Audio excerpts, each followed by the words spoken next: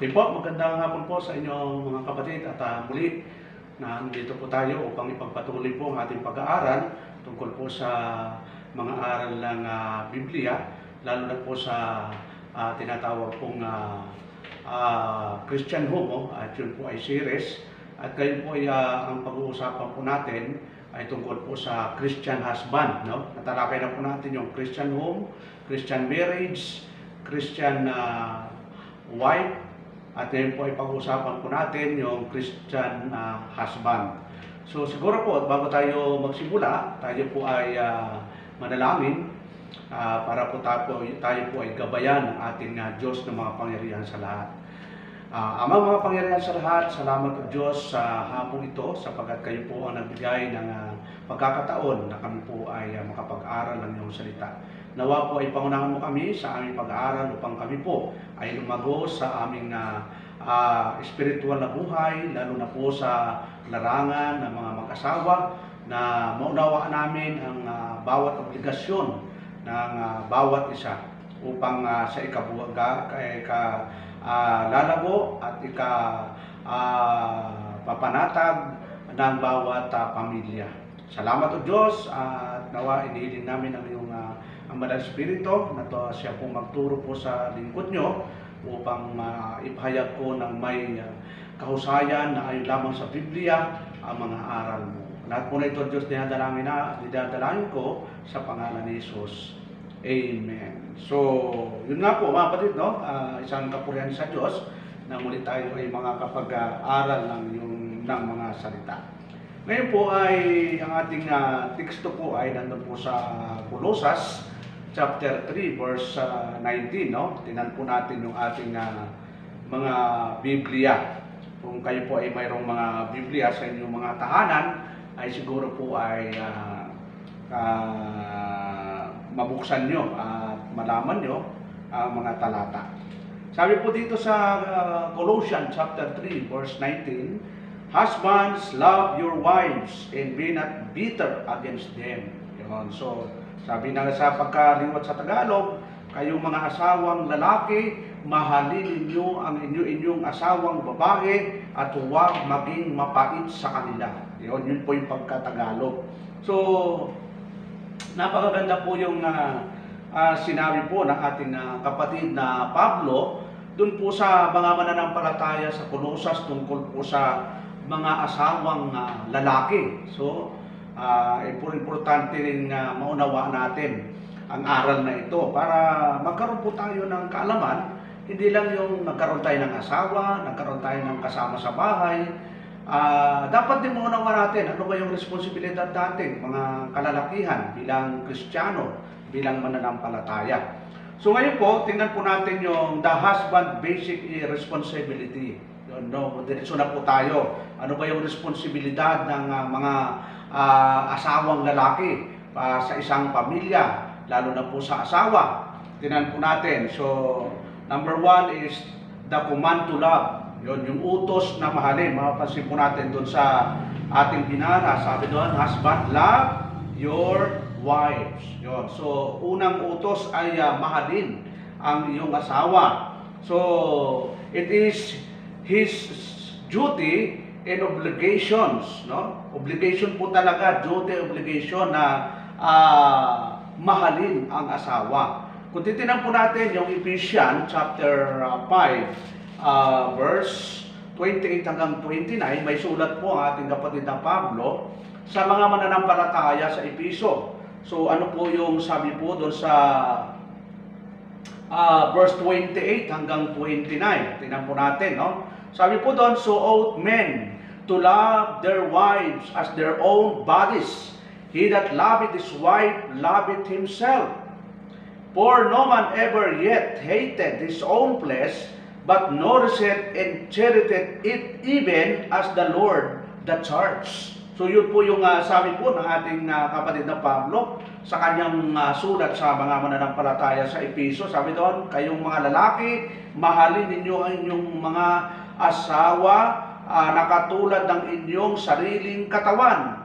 Yon. Ang nagmamahal sa kanyang asawa ay nagmamahal sa kanyang sarili. So napakaliwanag po yung talata, mga kapatid, no? Hindi na kailangan masyadong ipaliwanag, no? Kasi ang Biblia naman talaga maliwanag kung talagang tayo po ay tatanggap ng aral. Nagiging madilim lang ang aral kapag ayaw nating tanggapin. Ito, napakaliwanag na, no?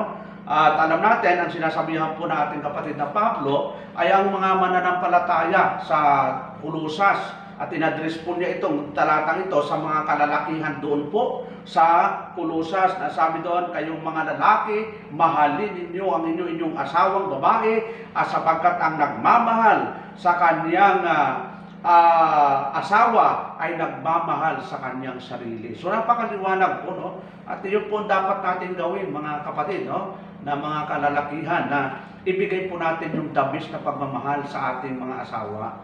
Yun, kaya nung niligawan mo, napaka-sweet mo, no? Nung nililigawan mo, suyo ng suyo ka, yun, may mga parirari-regalo ka pa. Oh, so dapat yun, hindi yung nagbabago yun.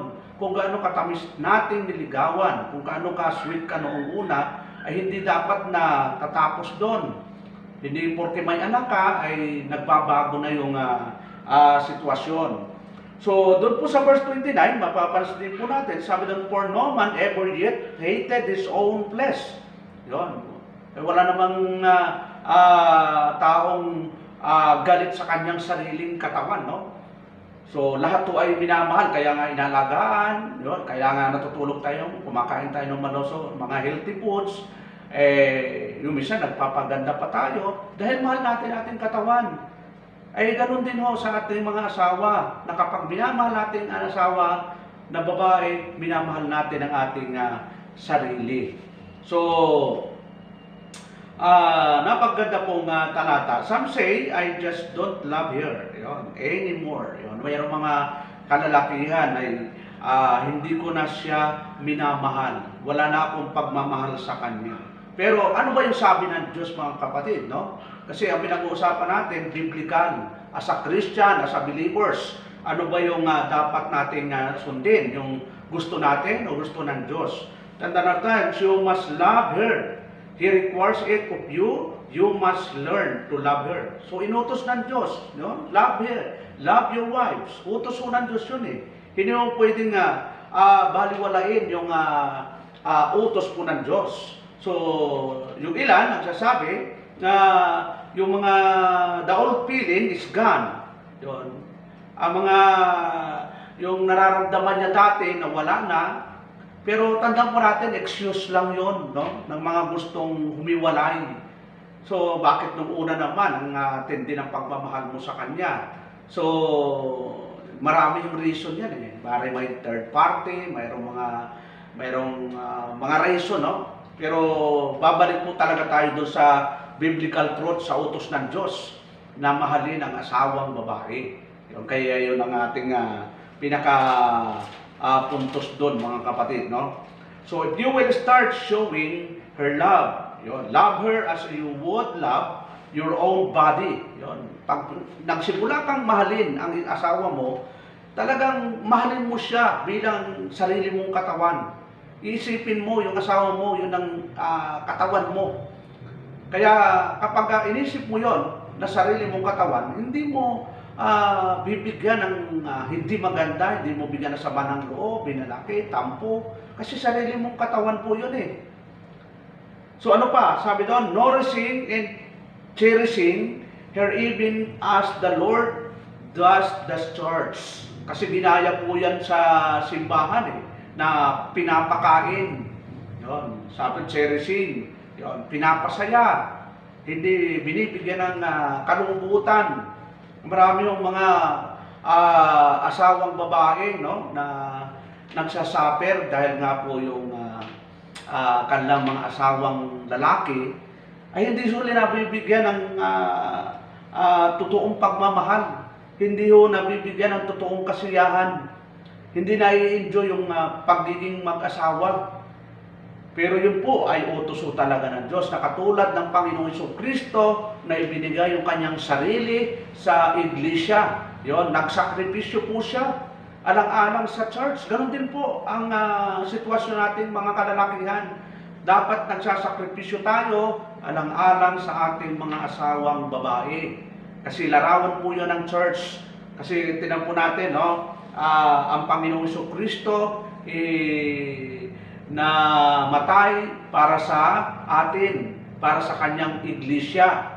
Yun, kita mo, basahin na lang natin yung Ephesians chapter 5. Atas lang po tayo. Sabi doon, therefore, as the church is subject unto Christ. Yun. Sapagkat bakit to? Yung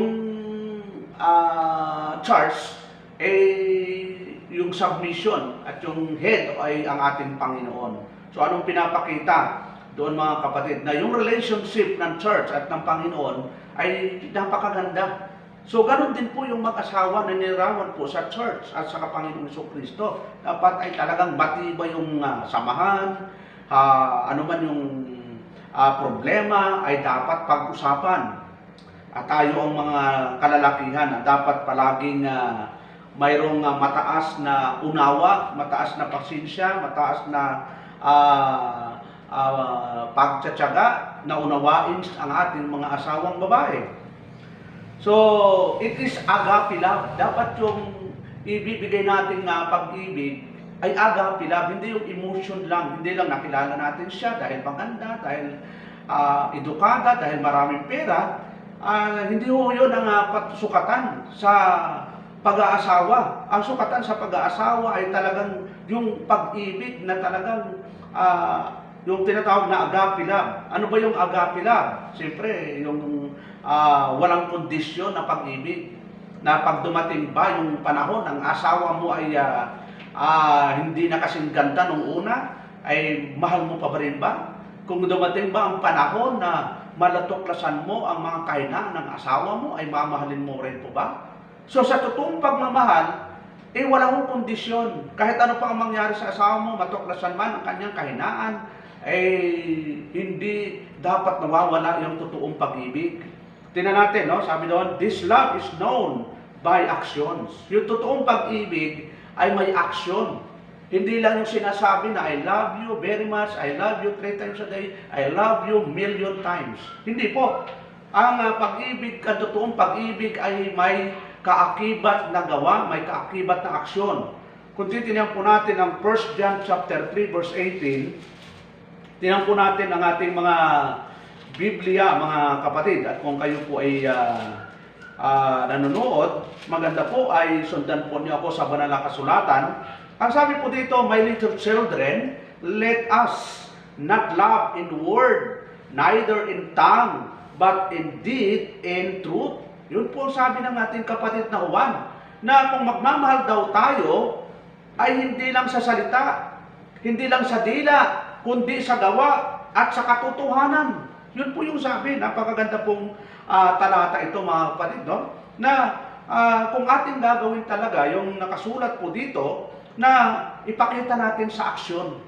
Kasi maraming mga kalalakihan ay ipinapangako ang lahat Sagutin mo lang ako, ibibigay ko sa iyo yung tala, bituin, ang araw, ang buwan.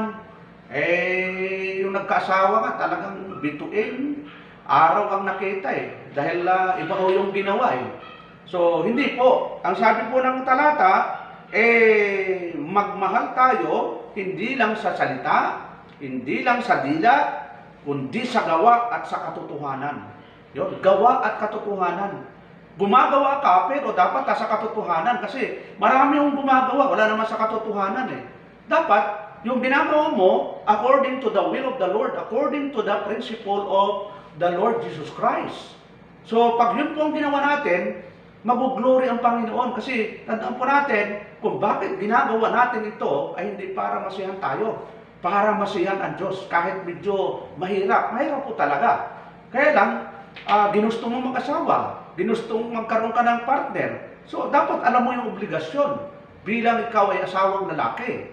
No? Hindi ka nagkaroon ng asawa para hindi mo naunawaan ang obligasyon mo. Dapat nauunawaan mo ano bang responsibilidad mo bilang asawang lalaki. So, ano po?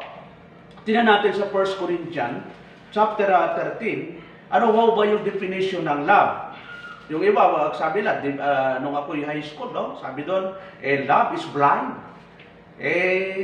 May katotohanan, pero tinan po natin yung biblical meaning of love para lalo natin maintindihan na ang pag-ibig ay hindi ginagawang biro. Tinan po natin, chapter 13, verse 4. Charity suffereth long, and is kind. Charity inviteth not. Charity vaunteth not itself, it not puffeth up, doth not behave itself unseemly, seeketh not her own, is not easily provoked, thinketh no evil, rejoiceth not in iniquity, but rejoiceth in the truth.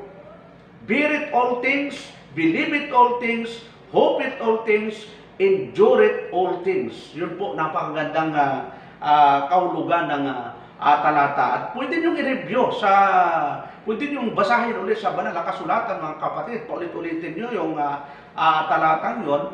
At examinin ninyo natin ang ating sarili. Kung naibibigay ba natin ang totoong pagmamahal sa ating mga asawang babae. Kasi sabi doon, ang ligot talaga natin, love your wives. Yun. And do not bitter. Huwag ba daw maging mapait sa kanila? Yun ang utos ng banal na kasulatan. So, this agape love is not based on merit. So, hindi ito base sa mga merito lang na nakikita mo sa kanya. Hindi ito nagbabase na kung edukado ba siya, mayaman ba siya, kaya mo mahalin siya dahil kaya kang buhayin, kaya kang bigyan ng ganito. Hindi po. No? Walang kondisyon ang totoong pagmamahal. So, example, in spite of their pride, ambition, and even failures, Jesus loved His disciples. Kita mo, no? Kahit sa ang ating Panginoon, yung kanyang mga disciple, makita natin, marami pa bang mapapride. Yung ambisyon nila, iba-ibang sitwasyon yung nakita ng Panginoon, pero hindi mo tinignan ng Panginoon Minahal po sila ng unconditional love. Ganon din po sa atin, mga kalalakihan, mga asawang lalaki. Mamahalin natin ang ating mga asawa kahit sila po ay nakitaan natin ng mga kahinaan. At realidad po naman na talagang sa kasaysayan mula sa Genesis ay talagang medyo nandun po yung kahinaan ng babae at nandun po tayo para umunawa sa kanila. So, ano pa yung sabi doon, no? Love beareth all things. Yun. Beareth all things.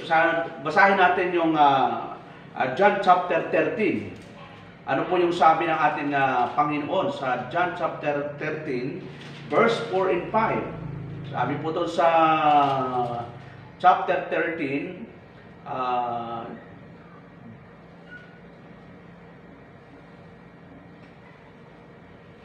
4 and 5, he riseth on supper, and laid aside his garments, and took a towel, and girded himself. After he poured water into a basin, and began to wash the disciples' feet, and to wipe them with the towel wherewith he was girded. Then cometh to Simon Peter, and Peter said unto him, Lord, dost thou wash my feet? So makita natin yung ginawa ng ating Panginoon sa kanyang mga disciple. Hinugasan niya yung mga paa. Nandun po yung tinatawag na sign ng tinatawag na humility. Yun, nagpapakumbaba. Mahirap gawin, no? Sabi noon, ako lalaki, ako otoridad. So, kailangan magpasakop ka. Realidad doon, nagpapasakop yun, pero huwag nating abusuhin yung sabi ng Panginoon na ang mga asawang babae ay dapat magpasakop sa kanilang asawa. So, kailangan, balansi po mga kapatid, no? Obligasyon ng babae na magpasakop, obligasyon din natin mga asawang lalaki ang mahalin sila ng ayon sa Biblia. Sabi doon, gagawa ka ayon sa katotohanan. Ano ba yung katotohanan? Ang sabi po ng ating Panginoon sa John chapter 17, verse 17. Tingnan po natin yung talata, mga kapatid. Sabi po ng ating Panginoong Hesukristo, Sabi doon sa verse 17, sanctify them through thy truth, thy word is truth. Pakabanilin mo sila sa katotohanan, ang salita ko'y katotohanan. So yung gawa natin, kaakibat ng katotohanan, ibig sabihin, yung ginagawa natin ay hindi po nakalabas sa prinsipyo ng banal na kasulatan o sa salita ng Diyos. Dapat po ay nakabase, no? Kasi ang foundation natin ng doktrina, ng practices, ay ito buong banal na kasulatan. Na sabi nga natin the Bible is the final authority. Hindi yung authority yung gusto natin, hindi yung emosyon, hindi yung isip natin, hindi yung sino man. Ang final authority po natin ay ang salita ng Diyos. Kaya kapag tayo po ay gagawa ng isang bagay, ay ikukonsulta natin sa banal na kasulatan o kaya magtanong ka sa mga elders o sa mga kapatiran na mature sa pagdating po sa spiritual. So tingnan po natin ang 14 and 15 dito rin po, no, sa John chapter 13. Ano po yung sabi po doon sa 14 hanggang 15. 14, 15.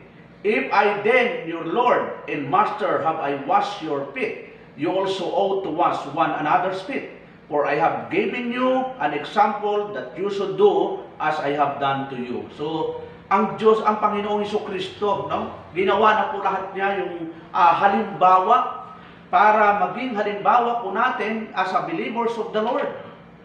No? Yung kanyang humility, yung kanyang kasipagan, yung kanyang sakripisyo, talagang ginawa po niya para maging halimbawa po sa atin.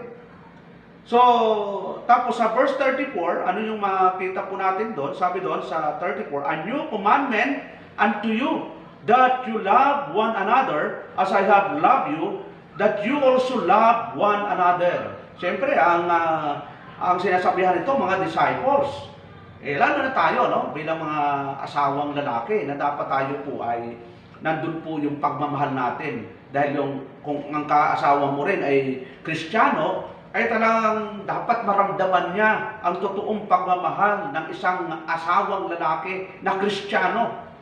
Yung hindi Kristiyano, hindi natin i-discuss dito dahil talagang ranas ko yan Kapag ang asawa mo hindi Kristiyano, paano mo hahanapan niya ng biblical love, biblical truth? Wala naman talaga, no? Kasi kapag hindi born again ang asawa mo, malaking problema po talaga. Kaya nga sabi natin, kung ikaw ay dalaga, binata, unang karatanghian na dapat makita sa nanliligaw at nililigawan ay una Kristiyano. Huwag mong titingnan muna yung kanyang kagwapuhan, kayamanan, ambisyon. Yon, dapat isang tabi mo muna yon. Ang unang titingnan mo, siya ba ay mananampalataya? Kauri mo ba ng paninindigan?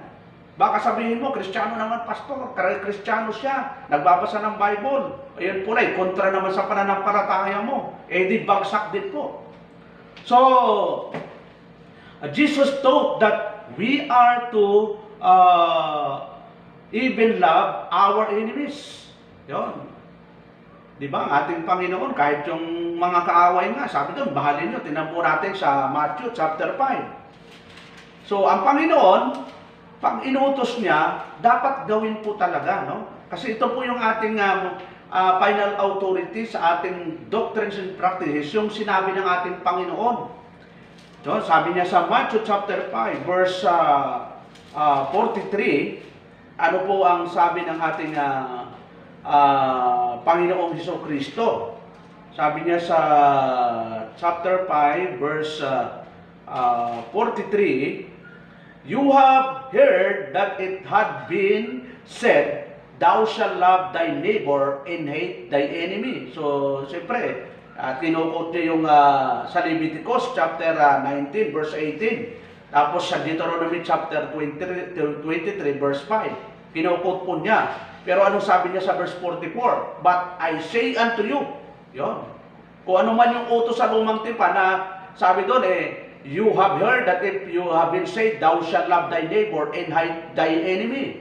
Pero sabi ng Panginoon, but I say unto you, love your enemies, bless them that curse you, Do good to them that hate you, and pray for them which despitefully use you and persecute you. Yon. So, pag yun po yung ating prinsipyo, yung prinsipyo ng ating Panginoong Jesucristo, ay wala ho naman talagang mangyayaring matagal na tampuhan sa mag-asawa. Kasi nga, kita mo, no?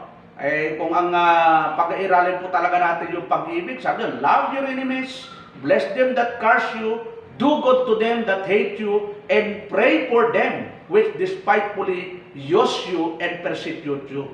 So, ano pa yung mangyayari sa mag-asawa?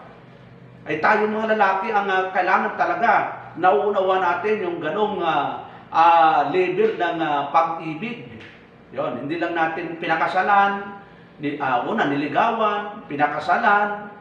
So, after na papakasalan, nagkaanak, ano na ang naging resulta nito sa atin? So, the portion of headship, the position of headship should not only be authoritative but also provide loving leadership. Yun. Hindi porke naman sinabi ng Biblia na ang lalaki ang ulo o siya yung head of the family, ay gagamitin mo yun para maging authoritative, parang magiging diktador ka sa asawa mo, no? Kailangan, sabi doon, with loving leadership, mayroong pagmamahal na pamumuno. Pag sinabing pagmamahal na pamumuno, ito po ay nababase sa banal na kasulatan. Ito po ay hindi kalalabas doon sa palatuntunan ng Diyos. Siyempre, sabi nga ng banal na kasulatan, open rebuke is better than secret love. Kung ang asawa mo ay nagkamali, rebukein mo, pero may pagmamahal. Hindi yung nire-rebuke mo siya, para bang dinadaw mo pa siya. So, mali po yun. No?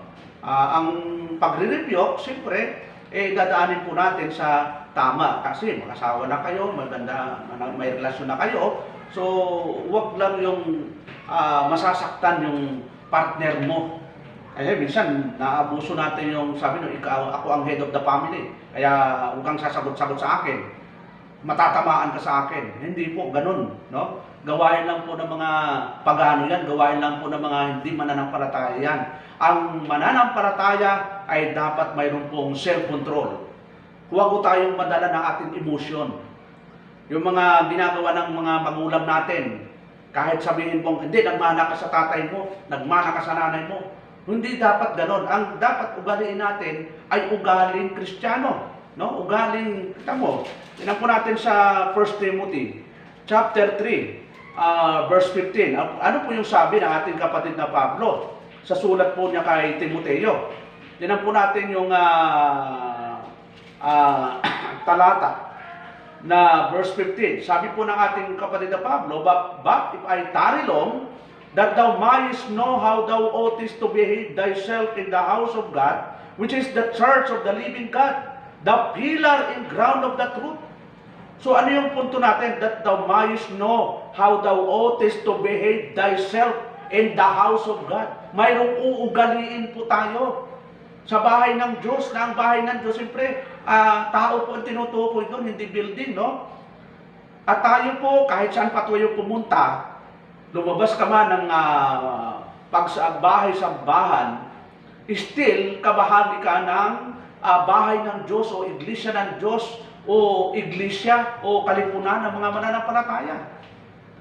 Na dapat may inuugali tayo sa loob man o labas o nasa bahay man tayo, dapat may uugaliin tayo. Ano yung uugaliin mo? Ugaling itinuro ng ating Panginoong Jesucristo. Yun po yung dapat maging ugali po natin. So, not merely a position, but he must assure the responsibility of leadership. Yun. Kapag ikaw ay tayong mga lalaki, dapat mayroon po tayong tinatawag pong responsibility na biblical. Yun. Nasusundin mo yung biblical leadership. Pag sinabi mo biblical leadership with love. Yun. He should be a good manager at home. Yun. Ikaw yung manager ng iyong bahay. 1 Timothy, tinan po natin sa chapter 3, especially sa mga elders, sa mga deacons. Diniscuss po ng ating kapatid na Pablo po yan. Sabi doon, simulan natin sa verse 1 hanggang 5. This is true saying, if a man be desired the office of a bishop, and desireth a good work, a bishop then must be blameless, the husband of one wife, vigilant, sober, of good behavior, given to hospitality, up to teach. Tapos sa verse 3, not given to wine, no striker, no greedy, of filthy lucre, but patient, not brawler, nor covetous, one that ruleth well his own house, having his children in subjection with all gravity. For if a man know not how to rule his own house, how shall we take care of the church of God? Yun. Tapos, yun, ganun din po yung qualification ng deacon. At siyempre, applicable din po ito lahat, no? Kung ikaw ay lalaki, dapat narurul po o napapamunuan mo yung sambahayan mo ng may kaayusan. So ano pa? 1 Timothy, no? Chapter 3, verse 8. Tingnan po natin. Verse 8. Sabi doon, moreover, he must have a good report of them which are without, lest he fall into reproach. Yun, yung may maganda kang patutuo sa labas. Yun, Kristiyano po tayo. Elders man, deacons, o hindi man pastor, bilang ikaw ay Kristiyano, dapat may magandang patutuo kayo. And the snare of the devil, likewise, must be deacons be grave, not double-tongued, not given too much wine, and not greedy of filthy lucre,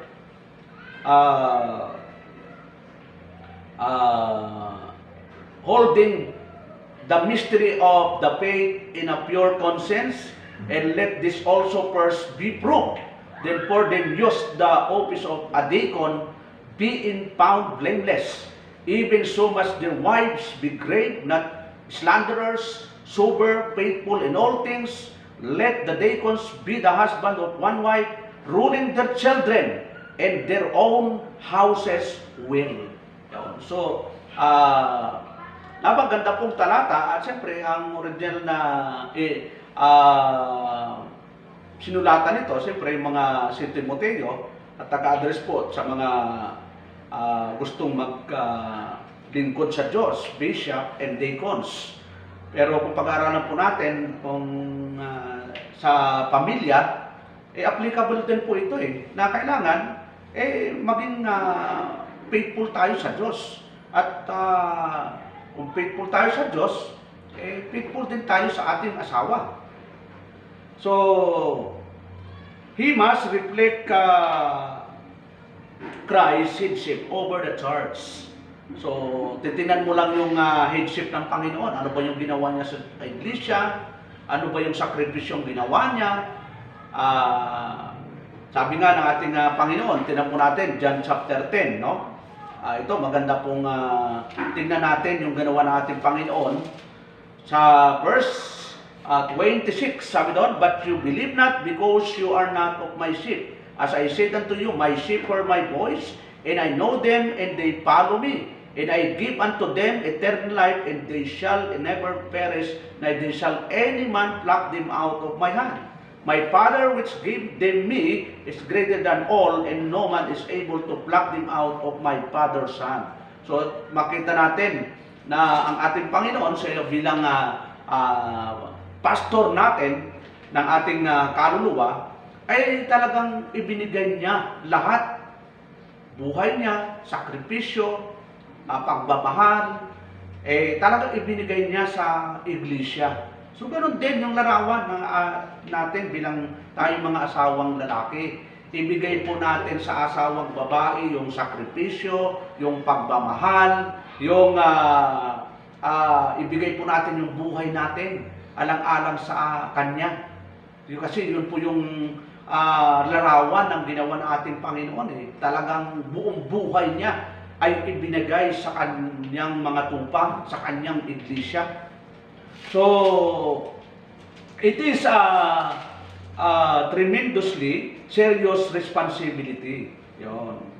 napaka seryosong responsibilidad yung ibinigay po sa ating mga kalalakihan ng Diyos. Hindi gawa-gawang biro na, kaya nga hindi ang pag-aasawa, hindi gawa-gawang biro. Talagang dapat naipag-pray, napaplano. Hindi lang na pag naisipan mo, takita mo, maganda, guwapo, ayun na. Yan na yung kalooban ng Diyos. Ano ba yung kalooban ng Diyos?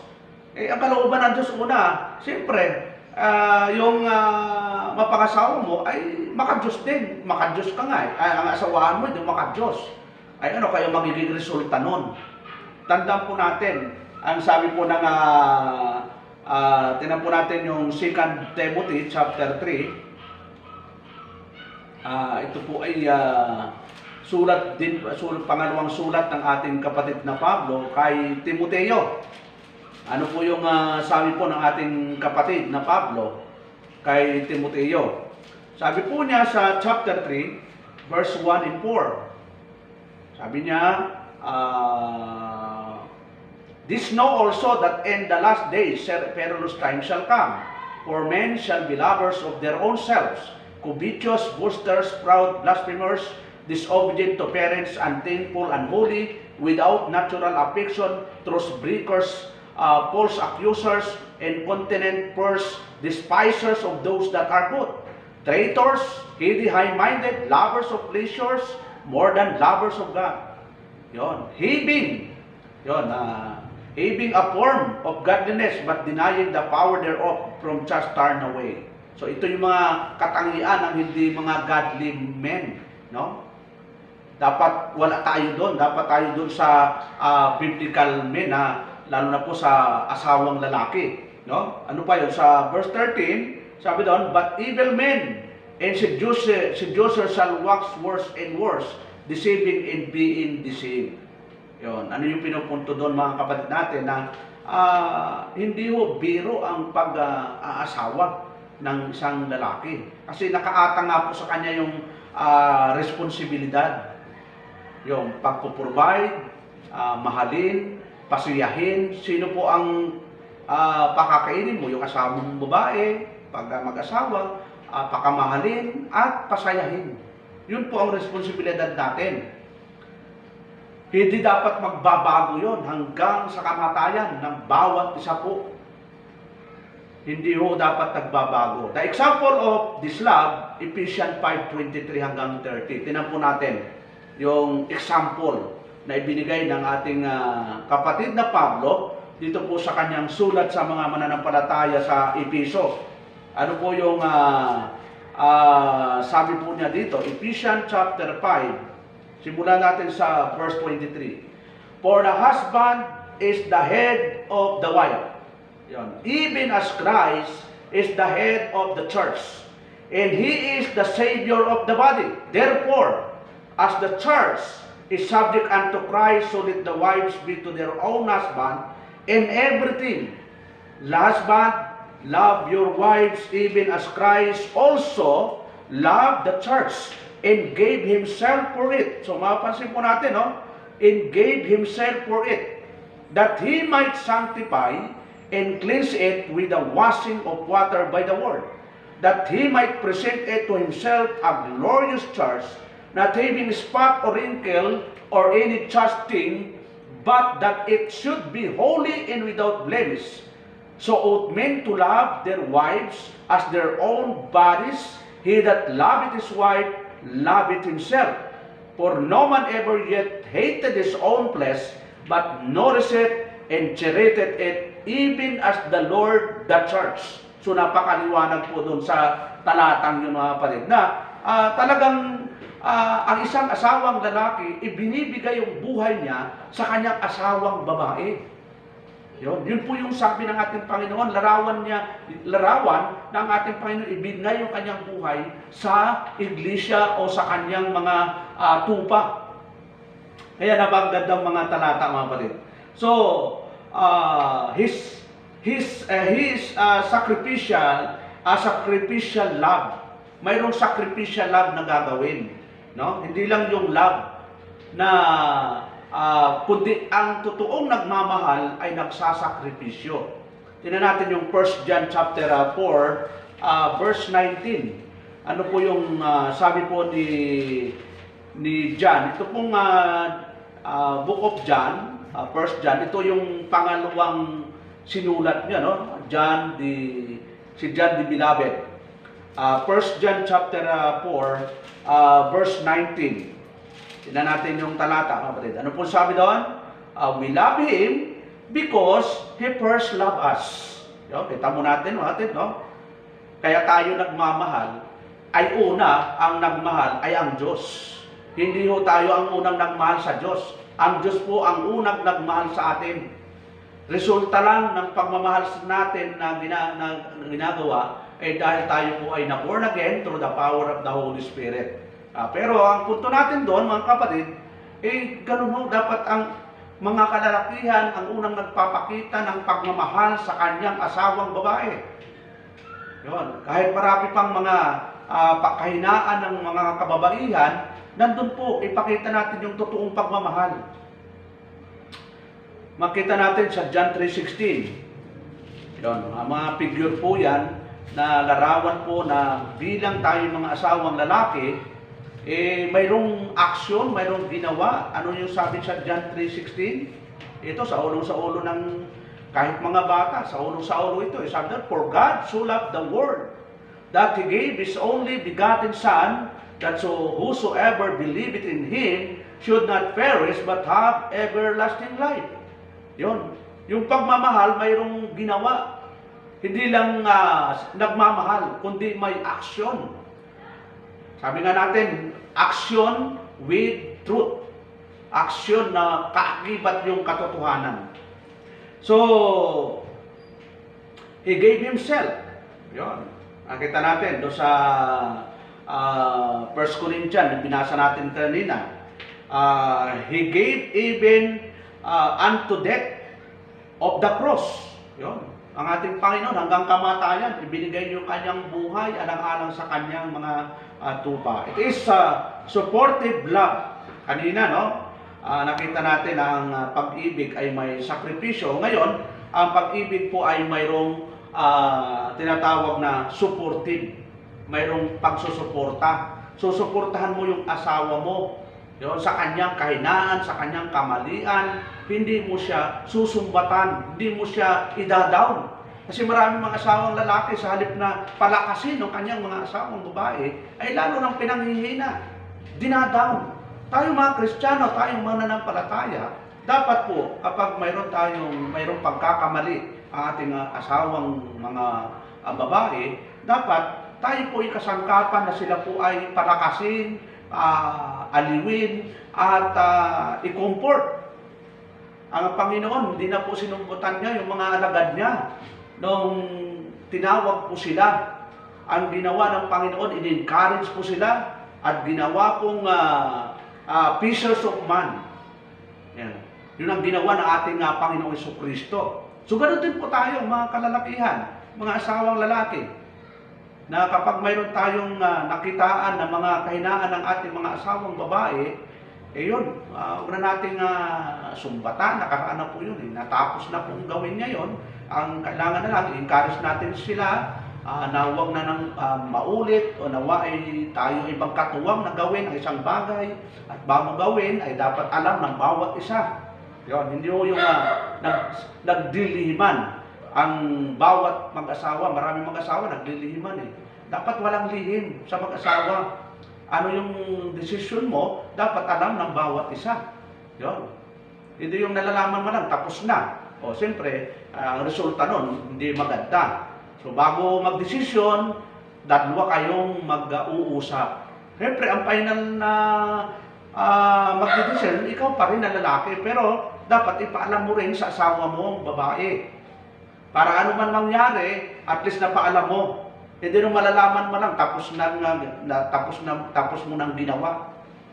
Sasama talaga ang loob noon, mga kapatid, no? Kaya please lang, nawa ay ano man yung mga desisyon natin, i-open mo ito sa asawa mo para kunin mo yung kanyang panig, at kung hindi naman tugma kayo, ikaw pa rin yung final na magdidesisyon bilang asawang lalaki. So, binasa na po natin yun, Ephesians chapter 5, verse 23 at verse 29. Pero ulitin nga po natin mga kapatid, para maganda po talaga. Na paulit-ulit, kasi sabi nga, bakit paulit-ulit? Kasi minsan ay nakakalimutan, kaya dapat paulit-ulitin. Ano po yung sabi sa 23 ng Ephesians? For the husband is the head of the wife, even as Christ is the head of the church, and He is the Savior of the body. Tapos sa 29, for no man ever yet hated his own flesh, but nourished it and cherished it, even as the Lord the church. Ayun ang sabi po doon sa talata. Tapos sabi doon, He is the provider. Yun. Tayong mga lalaki, provider po tayo. Pero kung magkakasa ngayon, nagkakatulungan na nga ang mga babae, no? Dati talaga, ang prinsipyo ng Bible talaga, kung susundin natin, talagang ang mga kababaihan po, ang mga kababaihan ay sila po yung keepers of house. Sila po yung nandun sa bahay lang, yun, minimaintain yung loob ng pamilya, kung may mga anak, ay sila yung nag-aalaga at nagpapalaki nito kung paano mapalaki ng ayon sa kalooban ng Diyos. Pero ngayon, hindi natin pwedeng iwasan na magkatulungan. O ngayon, talagang ganun talaga ang buhay ngayon. So kailangan magtulungan, pero biblically, kung magagawa natin, na talagang ang mga kalalakihan ang siyang talagang provider ng pamilya. So, yan, makita natin ang 2 Timothy chapter 5 verse 8. Ano yung sabi ng banal na kasulatan? 1 Timothy chapter 5 verse 8. Sabi doon, but if any provide not for his own, siya sinasabihan doon mga kapatid, no? His own, lalaki, and especially for those of his own house, he had denied the faith and is worse than infidel. Yun. Pag hindi ka raw nag-provide, yun, not for his own, sa kanyang sarili, especially sa iyong sariling sambahayan, yung matindi, no? Dinidinaw mo raw yung pananampalataya at patindi ka pa sa mga hindi mananampalataya. So, kailangan pagsikapan po natin mga kapatid, bilang tayo mga kalalakihan, na tayo po ang provider ng ating pamilya. Kasi po yun po yung dinisenyo ng Panginoon. Hindi po disenyo ng Biblia na ang mga kababaihan ang provider. Tayo po mga kalalakihan. Pero hindi masamang magtulungan. Pero kung susundin natin ang Bible, yun po talaga ang nakalagay sa Biblia, no? Na ang kalalaki po yung provider. So, he is the nourisher. Yun, he cares for his wife, he encourages his wife. Yun, iniingatan mo yung asawa mo. Ini-encourage mo yung asawa mong babae. Ano pa? He provides that which help her to grow personally, in particular to assist her in spiritual growth. So tayo mga kalalakihan, ang binigyan po ng authority para i-assist yung ating mga asawang babae para magkaroon sila ng personal growth sa spiritual na buhay. Yun, tayo mag-a-assist, tayo mag-guide. Kaya nga, every Sunday, tayo dapat maganda nga sa loob ng bahay, mayroon tayong devotion at pangunahan talaga ng kalalakihan yan. Siyempre, tinutukoy natin mga Kristiyano, mananampalatayang lalaki, asawang lalaki. He cherishes her. The word literally means to keep warm. Yun. Kung sinabing to keep warm, huwag mong bibigyan siya ng dahilan para magalit, sumama ang loob. Yun. Kailangan pakalmahin mo siya. At ang solusyon lang naman tayo, mapakalma sila, ay yun, yakap, yun, asuyuin mo siya. Yun, kung nagtatampo, tayong mga lalaki ang unang dapat sumusuyo sa ating mga asawang babae. It is an honorable love. Yun, honorable love. Ulitin nga natin mga kapatid. Ephesians 5:26 hanggang 27. Ano po yung sabi ng ating kapatid na Paul? That he might present it to himself a glorious church, not having spot or wrinkle or any such thing, but that it should be holy and without blemish. So ought men to love their wives, their own bodies. He that loveth his wife, loveth himself. Yun po yung sabi ng ating kapatid na Paul. It is a faithful love. Yun, faithful. Dapat faithful tayo sa ating mga asawang babae. Yun, siyempre, ako, katulad, marami sa atin, may mga nakaraan, pero wag na natin pag-usapan yung mga nakaraan. Ako, marami ako nakaraan. Yun, pag pinag-uusapan namin, miss, nakaraan na po yun nakaraan na yun. So, ang pinag-uusapan naman namin ngayon ay yung mga kasalukuyan at yung darating, yung mga hindi pa nangyayari. Kasi kung magsusumbatan po tayo sa mga nakaraan, hindi po tayo mauubusan ng nakaraan. Mula nang ipinanganak hanggang nagbinata, hanggang so ang dami nating nakaraan.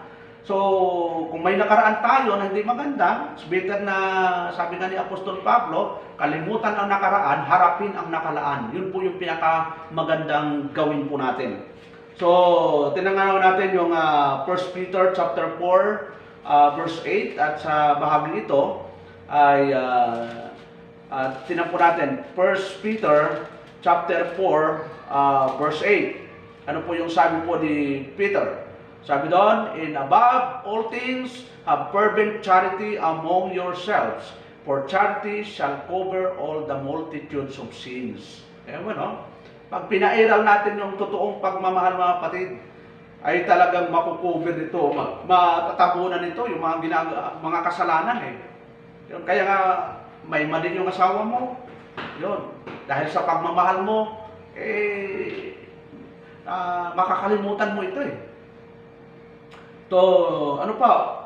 Proverbs chapter 5 verse 15. Proverbs chapter 5 verse 15. Ano po yung sabi sa Kawikaan? Tingnan po natin yung sabi po ng Kawikaan chapter 5 verse 15. Sabi po dito sa Proverbs chapter 5, sa ano na lang po, 18 hanggang 21. Sabi doon sa 18, let thy fountain be blessed and rejoice with the wife of the youth. Let her be as the loving hen and pleasant roe. Let her breast satisfy thee all the times, and be thou ravished always with her love. Yun. So, tapos, and why will thou, my son, be ravished with a strange woman, and embrace the bosom of a stranger?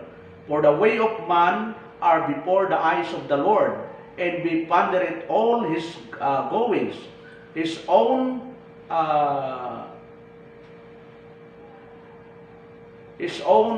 iniquities shall take the wicked himself, and he shall be holden with the cords of his sins. He shall die without instruction, and the abridgment of his folly he shall go astray. So, yun po yung pinaka-conclusion natin, yung tinatawag na it is an honorable love.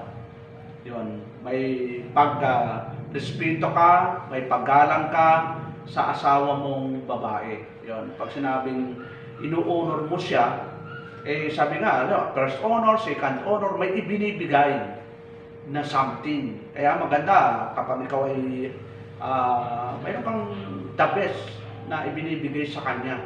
Yun, hindi mo na kailangan hintayin yung birthday o anumang mga okasyon.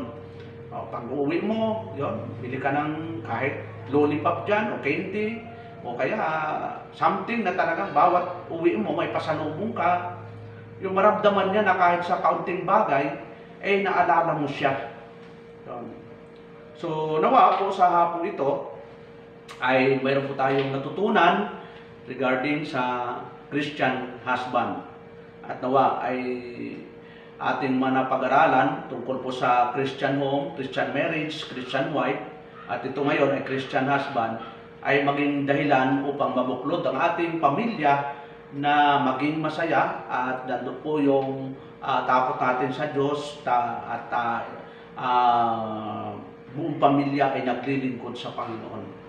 So, salamat sa inyo mga kapatid at tayo lubos ng papasalamat sa Diyos at binigyan tayo ng pagkakataon na makapag-aral at himay-himay natin sa Bibliang kaparaanan ang obligasyon ng mga asawang lalaki. Sa sunod po ay pag-aaralan po natin yung Christian children. Yun. So medyo malawak po yung himay-himay natin doon, yung mga Kristiyano na mga anak natin. Ano ba yung mga ugali, ano ba yung dapat mga gawin. Yun. Nakapokus po kasi tayo sa Christian living, no?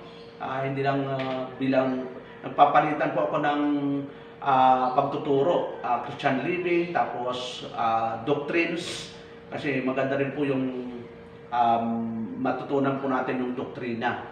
Yan, unti-unti natin. Nawa ay habaan pa tayo ng buhay ng Diyos upang makapagpaturo po tayo ng mga aral ng Panginoon. So, bago po tayo magtapos, ay tayo po ay manalangin. Ama makapangyarihan sa lahat, salamat muli sa pagkakataon na kami po ay nakapag-aral ng iyong salita. Ay nawa kayo po ang magpaunawa sa amin ng aming mga narinig. Sa aming sarili ay wala kaming kakayanan na unawain ang mga bagay na ito. Salamat o Diyos at ay bigyan mo pa po kami ng kalakasan upang kayo muli ay maitaas sa aming mabuhay sa lahat ng aspeto ng aming ginagawa. Lahat mo na ito, Diyos, dinadalangin namin sa pangalan ni Jesus. Amen and amen.